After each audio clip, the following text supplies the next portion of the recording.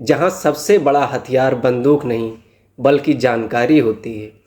जब 1968 में उन्होंने भारतीय पुलिस सेवा में प्रवेश किया तब यह उनके जीवन का एक बड़ा मोड़ था, लेकिन उनके लिए यह सिर्फ एक नौकरी नहीं थी, बल्कि यह उस दुनिया का दरवाज़ा था जहां असली खेल शुरू होता है।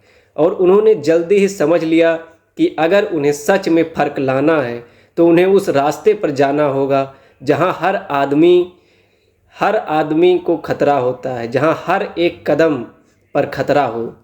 और इसी सोच के साथ उन्होंने इंटेलिजेंस ब्यूरो का रास्ता चुना, जहां काम करने का मतलब था अपनी पहचान को मिटाना और अपने मिशन को सबसे ऊपर रखना।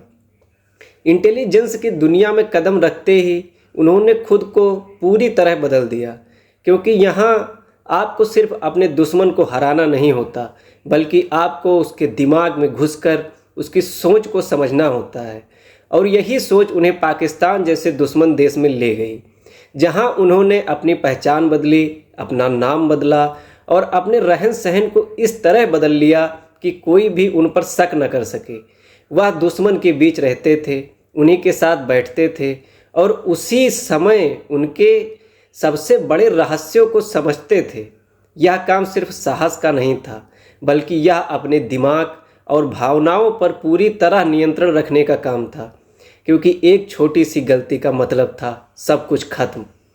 कहा जाता है कि उन्होंने पाकिस्तान में कई सालों तक काम किया और वहां से महत्वपूर्ण जानकारी इकट्ठा की।